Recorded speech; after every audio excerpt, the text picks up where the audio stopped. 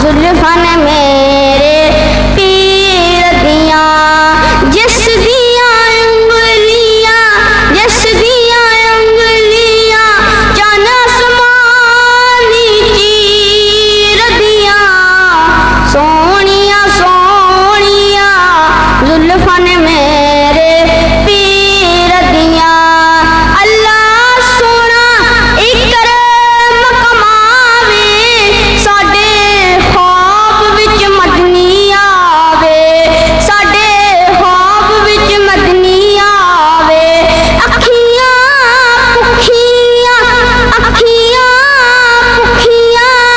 سون دی تصویر دیاں سونیاں سونیاں زلفن میرے پیر دیاں اس مکھر نوں جو تک لیندا اونوں اپنا ہوش نہیں رہندا اونوں اپنا ہوش نہیں رہندا مٹھیاں گلاں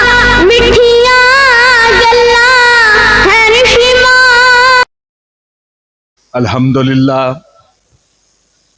الحمدللہ الذی کسا اہل الحدیث ردا الشرف والتعظیم وعالی ذکرہم ورفع شانہم فی کل اقلیم وخصہم من بین حملۃ الشرع بمزید التشریف والتکریم والصلاة والسلام علی امام اہل الحدیث سید الابرار وآلہ الطیبین الاطہار وصحابتہ المہدیین الاخیار اما بعد فاعوذ باللہ من الشیطان الرجیم فذرنی ومن یکذب بہذا الحدیث سنستدرجہم من حیث لا یعلمون۔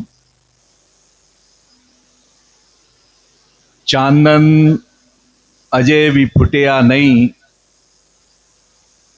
چانن اجے بھی پھٹیا نہیں رات اجے بھی کالی ہے ایک بھی سکھ دا سا نہیں ملیا اج بھی سن 47 ہے۔ ہماری آج کی یہ تقریب استحکام پاکستان کے نام سے جو منعقد کی گئی ہے کئی سال کے تعطل کے بعد ایک بار پھر منعقد کی گئی۔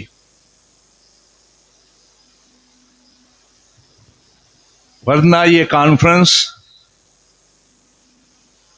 14 اگست کے یوم آزادی کے ایک حوالے کے طور پر متعارف ہو چکی تھی۔ اس کانفرنس میں پاکستان کی تاریخ بھی بیان ہوتی تھی، تحریک کی تاریخ بھی بیان ہوتی تھی اور پاکستان کے نظریے کی توضیح بھی کی جاتی تھی۔ شاید درمیان میں کسی کی نظر لگ گئی اور یہ کانفرنس جو ایک حوالہ بن اہلاً سہلاً مرحبا۔ ہم مناظر اسلام بقیت السلف میری مراد سبطین شاہ نقوی صاحب حافظہ اللہ تعالیٰ کو اسلام نگر کی سرزمین پر جامعہ مسجد مدنی اہل حدیث میں خوش آمدید کہتے ہیں۔ اللہ اکبر، زندہ باد، زندہ باد۔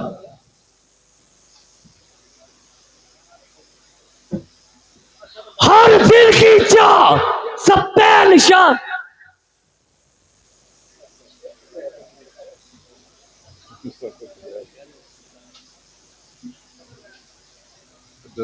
احباب تشریف رکھیں۔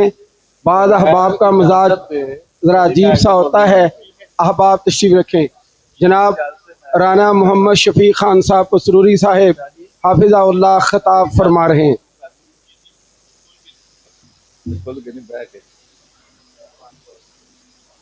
ذرا تھوڑا جا اندر کرو،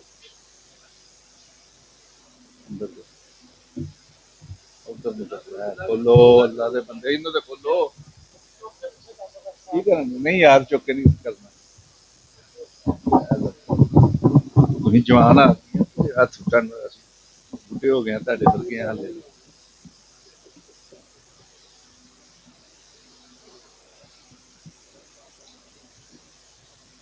تشریف رکھیں میں اپنی گفتگو کو اور زیادہ مختصر کروں گا.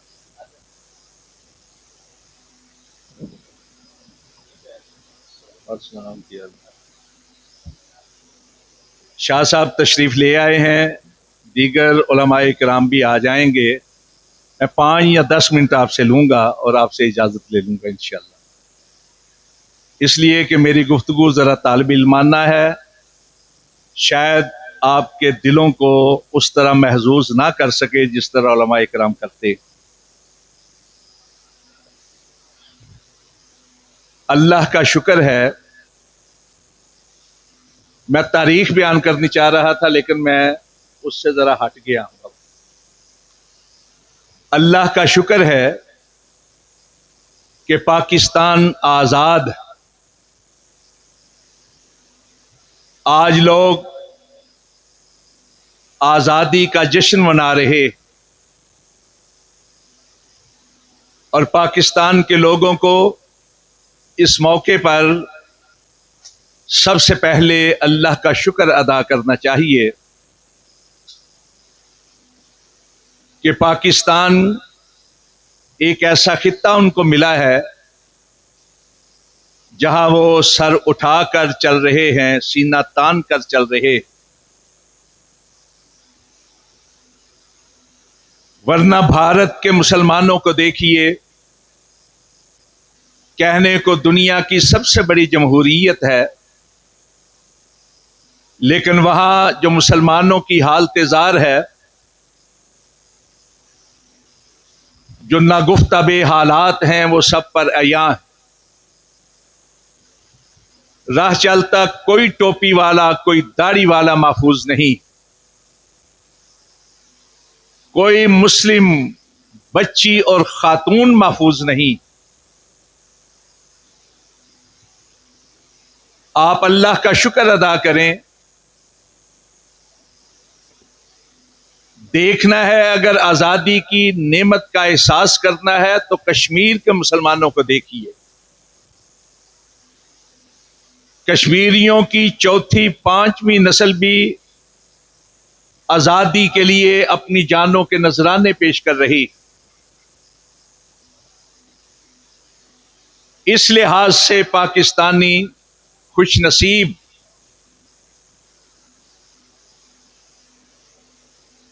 اللہ رب العزت نے ارشاد فرمایا تھا قرآن مجید میں کہ یاد کرو اس وقت کو جب تم تھوڑے تھے, کمزور تھے زمین میں اور ڈر رہے تھے کہ کہیں لوگ تمہیں اچک نہ لے جائیں. فآواکم وأیدکم بنصرہ ورزقکم من الطیبات لعلکم تشکرون. اللہ نے تمہیں ٹھکانہ دیا, اپنی مدد کے ذریعے سے تمہاری تائید کی اور پاکیزہ رزق عطا کیا, لعلکم تشکرون, تاکہ تم اللہ کا شکر ادا کرو. ہمیں شکر ادا کرنا چاہیے, سب سے پہلے اللہ کا شکر ادا کرنا چاہیے. ہمیں آج تک یہ سمجھ میں نہیں آیا کہ آزادی ہے کیا. آزادی شورا شری کا نام ہے, ہنگامہ ہاہو کا نام ہے, لا قانونیت کا نام ہے, قانون کو توڑنے کا نام ہے, آئین شکنی کا نام ہے, اپنے آپ کو شترے بے مہار بنا لینے کا نام ہے. یہ آزادی کیسی آزادی ہے کہ غیر کا قانون اب بھی چلتا ہے اور ماؤں کی چھاتیوں سے لگ کر خوف کا فریت اب بھی پلتا ہے. لوگ آزادی کا جشن منا رہے ہیں. میں آزادی کی اہمیت کو سمجھنے کے باوجود یہ عرض کرنا چاہتا ہوں کہ میں آزادی کو نہیں جانتا، میں نہیں آزادی کو مانتا، میں نہیں آزادی کو چاہتا، میں غلامی کا قائل ہوں، میں غلامی کی بات کرنا چاہتا ہوں، لیکن کون سی آزادی اور کون سی غلامی؟ میں کس آزادی کو پسند نہیں کرتا؟ میں وہ آزادی پسند نہیں کرتا جو اللہ کے احکامات سے انسان کو باہر نکال۔ میں اس آزادی کو بھی پسند نہیں کرتا جو رسول اللہ کی تعلیمات سے بیگانہ بنا دے۔ میں اس آزادی کو نہیں مانتا جو اخلاقی روایات سے بے بہرا کر دے۔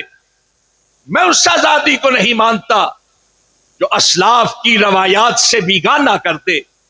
میں اس آزادی کو نہیں مانتا جو اصولوں اور آئین کا انسان کو پابند نہ رہنے دے۔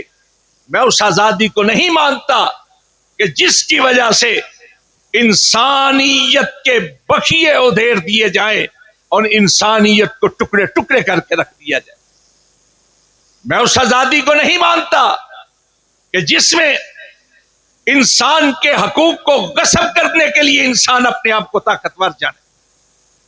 میں اس آزادی کو نہیں مانتا کہ جس کی تصویر کشی کرتے ہوئے حضرت جعفر طیار نے کہا تھا کہ یا کلو من القوی الضعیف، کہ ہمارا قوی جو ہے وہ ضعیف کو کھا جاتا ہے۔ میں اس آزادی کو نہیں مانتا۔ کیا آزادی ہے وہ جو انسان کو اپنی معاشرتی روایات سے بے بہرا اور بیگانہ کر دے، جو اخلاقیات سے انسان کو بیگانہ کر دے؟ چمن چمن کلی کلی روش روش پکار دو، وطن کو سرفروش دو، وطن کو جان نثار دو، جو اپنے غیظ بے کراں سے کوثار پیس دے، جو آسماں کو چیر دے، ہمیں وہ شاہ سوار دو۔ اور یہی ہے عظمتوں کا ایک اصول جاویداں حضور، امیر کو شجاعتیں، غریب کو وقار دو۔ میں اس آزادی کو نہیں مانتا جو امیر کو شجاعتیں نہ دے، میں اس آزادی کو نہیں مانتا جو غریب کو وقار نہ دے۔ میں اس غلامی کو پسند کرتا ہوں جو انسان کو اسلامی تعلیمات کا پابند رکھے۔ میں اس غلامی کو مانتا ہوں جو انسان کو اللہ کی توحید کے دائرے میں لا کر اللہ کے حضور سجدہ ریز رہنے پہ مجبور کرے۔ میں اس غلامی کو مانتا ہوں جو رسول اللہ کی اطاعت اور اتباع کے دائرے کو مضبوط سے مضبوط کر دے۔ میں اس غلامی کو مانتا ہوں جو اسلاف کی تابندہ روایات کا پابند کر دے۔ میں اس غلامی کو مانتا ہوں کہ جس کے ذریعے سے انسان احترام کے دائرے میں اس طرح کسا جائے کہ دوسروں کی تعظیم اور تکریم کے لیے بچھ جائے۔ اور جو اس غلامی کو اپنا لیتا ہے، دنیا جہان کی آزادیاں اس کے قدموں پہ نچھاور ہو جاتی ہیں۔ بات ہو رہی تھی پاکستان کی تحریک کی، قیام پاکستان۔ اسی مجلس کے اندر بیٹھے ہوئے غالب ترین افراد وہ ہوں گے، کثرت کے ساتھ وہ ہوں گے جن کے بڑوں نے انڈیا سے ہجرت کر کے پاکستان کے اندر قدم رکھا۔ یہ لال پور تو چھوٹا سا ایک قصبہ تھا، یہاں تو رونقیں لگی تو مہاجروں کے دم قدم کی وجہ سے لگی تھی۔ لوگوں نے اندیکھی زمینوں کی طرف سب کچھ چھوڑ کر قدم بڑھا دیے تھے۔ لوگ تو چل نکلے تھے اندیکھی زمین کی طرف، جنم بھومیاں چھوڑی، جائیدادیں چھوڑی، کاروبار چھوڑی۔ بوڑھوں نے اپنے ہاتھوں پہ اپنے جوانوں کے لاشیں اٹھائے تھے۔ بوڑھے تلواروں کی دھاڑوں پہ تڑپتے ہوئے دکھائی دیے، معصوم بچے نیزوں کی انیوں پر بلکتے ہوئے نظر آئے۔ ان ماؤں اور بہنوں کی افتوں کو لوٹا گیا کہ جن کے چہروں کو کبھی آسمان نے نہ دیکھا ہو۔ انگنت قربانیاں دی گئی تھی۔ کبھی بیٹھیے اپنے بزرگوں کے پاس اور کبھی توفیق ہو تو پڑھیے کتابیں، کھنگالیے اور آنکھ کہ جن کے اندر داستانیں پڑی ہیں. ابھی ہمارے نوجوان علماء کرام ایک ایک دو دو داستانیں پیش کر رہے تھے. آپ کو اندازہ ہی نہیں ہے کہ 6 لاکھ سے زیادہ پوری تحریک جو تھی، تحریک سیدین سے لے کر قیام پاکستان تک 6 لاکھ سے زیادہ جانوں کے نذرانے پیش کیے گئے. سب کو چھوڑ دیا تھا لوگوں نے. اگست کے دن یہی بارشوں کے دن تھے، سیلاب کے دن تھے. دریائے بیاس اور دریائے ستلج جوش مار رہا تھا، وہاں کا پانی موجیں مار رہا تھا، سیلاب. لیکن اس سیلاب میں معصوم مسلمانوں کے لاشیں بہ کر اس زمین کی طرف آ رہے تھے. بارش کا پانی خون سے رنگین ہو چکا تھا، سرخ ہو چکا. یہ مبالغے کی باتیں نہیں، یہ حقیقت کی داستانیں. اس لیے لوگوں نے جانیں پیش کی تھی صرف ایک نعرے کی وجہ سے کہ پاکستان کا مطلب کیا، لا الہ الا اللہ. اگر یہ نعرہ نہ لگایا جاتا، کبھی بھی مسلمان عوام اس نعرے کی گونج کے اندر قیام پاکستان کی تحریک میں شامل نہ ہوتا. اگر یہ نعرہ نہ لگتا، عوام شامل نہ ہوتے، تو ہو سکتا ہے قیام پاکستان صرف لیڈروں کی باتوں تک محدود ہو کر رہ جاتا، ان کے سیاسی بیان کے حد تک رہ جاتا. لوگ تو سمجھتے تھے ریاست مدینہ ہے، اسلام کی تجربہ گاہ بن رہی ہے.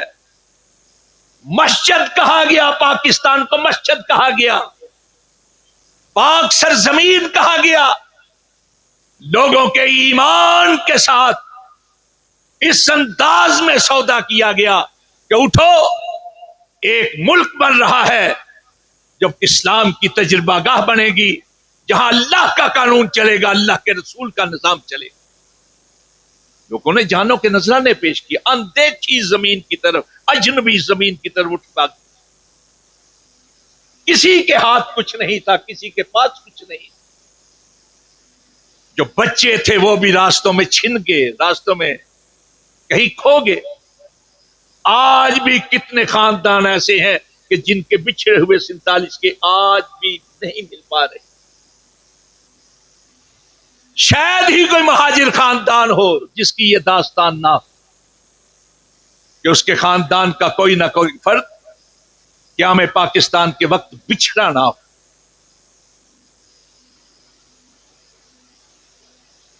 پتر ہے کیری وسطی ہے جتھے لوکاں ترفل مچایا ہے، کیڑے پاسے آگواں نے سانو غریب وچاریاں نو لایا ہے. 79 برے ہو گئے نے تردیاں تردیاں، حالے تک پاکستان نہ آیا ہے. داستان ابھی ختم نہیں ہوئی. ہم کو یہ چاہیے، ایک ایک فرد کو یہ چاہیے اپنے بچوں کو قیام پاکستان کی تاریخ سنائیں، تاریخ پڑھائیں، ان کو بتائیں کہ ایک الگ ملک بنانے کا فلسفہ کیا تھا، نظریہ پاکستان کیا تھا. انہیں یہ سمجھائیں کہ 2 قومی نظریہ کیا تھا. انہیں یہ بتائیں، یہ احساس دلائیں، ان کے ذہن کے اندر، ان کے دل کے اندر یہ بات راسخ کریں کہ ریاست مدینہ کے بعد پاکستان وہ ملک ہے جو نعرہ توحید پر حاصل کیا گیا تھا. یہ نعرہ گونجا تھا کہ پاکستان کا مطلب کیا، لا الہ الا اللہ. اس نعرے کی گونج کیوں اٹھی تھی؟ ان کو بتائیں کہ ملکوں کی تاریخ کانچ کے کلموں کے ساتھ ردی صفحات پر بکھرتی ہے، لیکن پاکستان کی تاریخ خون شہادت کے چینٹے حرف و حقائق کو نقوش و سواد بنا کر صفحہ عالم پہ ثبت کر چکے. پاکستان رمضان کے مقدس مہینے میں ہمیں میسر آیا. اس کی بنیاد میں لاکھوں جانوں کے نذرانے، اس کی تاریخ خون کے ساتھ لکھی گئی ہے. اس لیے انشاءاللہ العزیز پاکستان ہمیشہ قائم رہے گا، ہمیشہ دائم رہے گا. یہ دکھ کی باتیں ہم اس لیے کرتے کہ ہمارا ملک ہے، ہمارے بڑوں نے اس کے لیے قربانیاں دی. خود میرے خاندان کے 5 افراد شہید ہوئے تھے، اور جن لوگوں نے میرے والد گرامی کو دیکھا ہوا ہے وہ جانتے کہ سکھ حملہ آوروں کے ساتھ لڑتے ہوئے ان کا پورا وجود زخمی ہو گیا تھا. ایک ہاتھ کٹ گیا، چہرے پہ نشان، سینے پہ نشان، کمر پہ نشان، ٹانگوں پہ نشان. ہم نے دیکھا ہے ان بزرگوں کو جنہوں نے پاکستان کے لیے قربانیاں دی. ہم نے پاکستان بنایا ہے. اس لیے ہمیں دکھ ہے کہ پاکستان جس مقصد کے لیے بنا اس کی طرف ہم کیوں نہیں آ رہے. فَبِمَا نَقْضِهِم مِّيثَاقَهُمْ لَعَنَّاهُمْ وَجَعَلْنَا قُلُوبَهُمْ قَاسِيَةً. اللہ رب العزت نے فرمایا کہ جو لوگ اللہ کے ساتھ کیے ہوئے وعدے کو توڑ دیتے ہیں، اللہ ان پر لعنت مسلط کر دیتے ہیں، اور لعنت مسلط اس طرح کرتے ہیں کہ ان کے دلوں کو کٹھور بنا دیتے ہیں. کٹھور دل کیا ہوتے ہیں؟ کٹھور وہ دل ہوتے ہیں جن میں احساس سود و زیاں باقی نہیں رہتا، جن میں سوچنے سمجھنے کی صلاحیت قائم نہیں رہتی، جو اچھائی اور برائی میں تمیز کرنے کی سکت نہیں رہتی، جنہیں معلوم ہی نہیں ہوتا کیا اچھائی ہے کیا برائی. یہ لعنت کا ایک تصور ہے، ایک روپ. اگر چاہتے ہیں اس لعنت سے بچنا تو جو ہمارے بڑوں نے وعدہ کیا تھا اس وعدے کی لاج ہم نے رکھنی، اس کی پاسداری ہم نے کرنی، اس کو پورا ہم نے کرنا ہے، ہمارے نوجوان نسل نے کرنا ہے، ہمارے بچوں نے کرنا ہے. کیا تھا وہ وعدہ؟ پاکستان کا مطلب کیا؟ لا الہ الا اللہ. یہ وعدہ آپ کیا سمجھتے ہیں کہ پچھلے سال انڈیا کو جو ہزیمت ملی، پاکستان کی پاک افواج نے دنیا کی تاریخ کے اندر یہ رقم کیا کہ مد مقابل کو کتنے کم وقت کے اندر شکست دی جا سکتی ہے. یہ تاریخ رقم کی ہے پاک فوج نے. ورنہ آپ دیکھیے سپر پاور سمجھا جاتا ہے روس، لیکن کتنا عرصہ ہو گیا ہے یوکرین کو جھکا نہیں سکا. تمام استعماری طاقتیں اسرائیل کے پسے پشت کھڑی تھی، لیکن اس کے باوجود اسرائیل نہتے فلسطینیوں کو جھکا نہیں سکا. پاکستان تھا پچھلے سال مئی کے اندر 9-10 مئی جس نے اپنے سے کہیں بڑے جغرافیائی ملک، تعداد کے لحاظ سے زیادہ، آلات حرم کے لحاظ سے زیادہ، جن کو اپنے رافیل پر ناز تھا، صرف 4 گھنٹوں کے اندر لوہے کے چنے چبوا دیے تھے، ان کے ناک کو مٹی کے اندر رگڑ دیا تھا. پتا ہے کیوں؟ صرف ایک جھلک تھی وعدے کی پاسداری. انہوں نے قرآن پاک کی اصطلاح کو استعمال کرتے ہوئے اپنے مارکائے حق کو بنیان مرصوص کا نام دیا تھا، سورہ صف کی آیت نمبر 4 کے حوالے، یعنی قرآن پاک کی تلمیح کو اختیار کیا. اور پھر جو حملہ کیا اس کو قرآن پاک کی دوسری تلمیح فالمغیرات صبح، وہ کہ جو صبح سویر حملہ آور ہوتے ہیں دشمن پر، اس کو اصطلاح بنا کر کیا. اور میں یہ سمجھتا ہوں کہ اتنے بڑے ملک کو اگر ناکوں چنے چبوائے ہیں تو صرف اس لیے کہ ایک نیک نیتی کے ساتھ اللہ کی پاک کلام کے ساتھ اپنے تعلق کو جوڑنے کا اظہار کیا. پاکستان ہمیشہ قائم رہے گا، دائم رہے گا انشاءاللہ. دکھ ہے تو دکھوں کی دوا کرنی پڑتی ہے، امراض ہو تو تشخیص کر کے ان کی دوا ڈھونڈنی پڑتی. दुखों के मदावे के लिए, जख्मों के मरहम के लिए हम ही को अपना सामान करना होगा। आज अल्लाह ने यह भी इज्जत अता फरमाई है कि 3 बड़े इस्लामी मुल्क एक हुए हैं दिफाई तौर पर। इंशाअल्लाह और मुल्क उसमें शामिल होंगे और एक वक्त आएगा कि पूरी दुनिया के अंदर इस्लाम का परचम लहराएगा और उसका बायस बनेगा तो इंशाअल्लाह पाकिस्तान बनेगा। लेकिन सिर्फ नारों के जरिए से नहीं बनेगा। पाकिस्तान के एक एक फर्द को अपनी जिम्मेदारी का ख्याल करना हो। हम टुकड़ों के अंदर बटे हुए, बदकिस्मती। पार्टियां पार्टियों की मुखालफत करती हैं, करती रहेंगी, लेकिन कुछ चीजें होती हैं जिनको कौमी एहसास के साथ अपनाया जाता है, जिन पे इत्तेफाक किया जाता है कौमी या मुल्क की सतह पर। आप देख लीजिए अपने मोहल्ले में, मोहल्ले की सतह पर मुख्तलिफ बांटने वाले, जब कोई जनाजा होता है सारे उसमें शरीक होते हैं, जब किसी के यहां खुशी होती है सारे उसमें शरीक होते हैं। इसी तरह कौमी सतह पर एक हो, मुल्की सतह पर एक हो। जब कौम की बात आए, जब मुल्क की बात आए तो सारे इख्तिलाफात नजरअंदाज करके पाकिस्तान की इज्जत के लिए एक हो, एक हो, एक। अगर फिर भी खुशी के मौका पर भी अपने अंदर के उबाल निकालते रहें, अंदर के गंद को फैलाते रहें, तो फिर हमसे बढ़कर पाकिस्तान का दुश्मन और कोई नहीं। इंडिया शिकस्त खा चुका है, पूरी दुनिया मान चुकी है, लेकिन इंडिया साजिश करने से न बाज आया है न बाज आए। अब उसका हरबा क्या है कि सरहदें तो गैर महफूज करें, लेकिन अंदरून से खलफशार पैदा करें, अंदरून के अंदर इंतशार पैदा करें। यह बात समझने की है, इसका एहसास करना हो। हमारे भाइयों को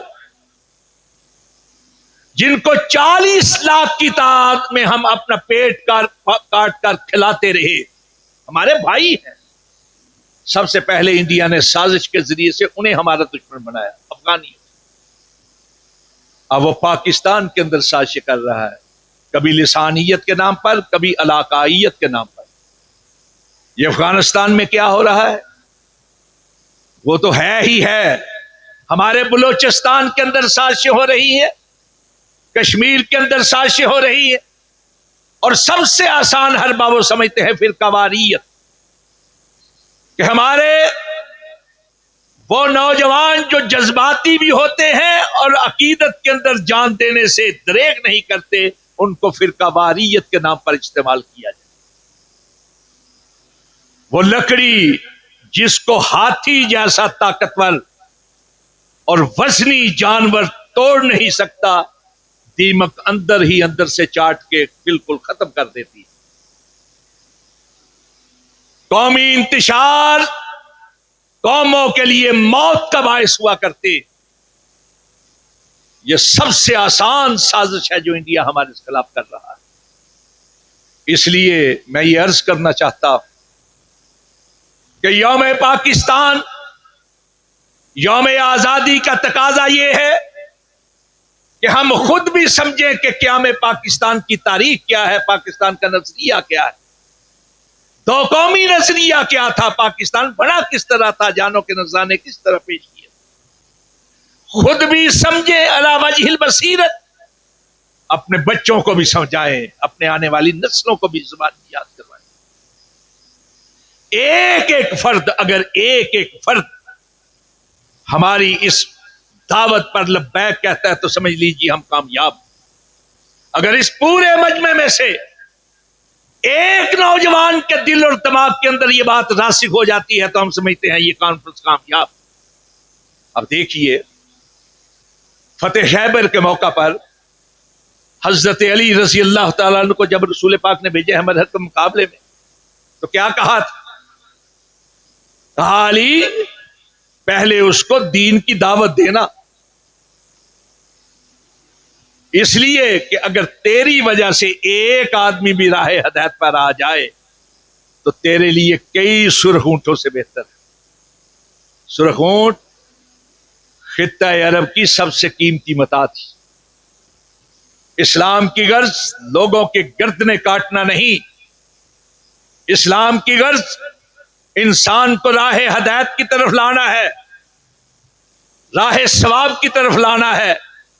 अगर एक फर्द भी इस बात को समझ ले कि नजरिया पाकिस्तान क्या है, तो समझ लीजिए आपकी ये कॉन्फ्रेंस कामयाब व कामरान है। और नजरिया पाकिस्तान क्या है? पाकिस्तान का मतलब क्या? ला इलाहा इल्लल्लाह व अक़ूलु क़ौली हाज़ा अस्तग़फ़िरुल्लाह ली व लकुम अजमईन।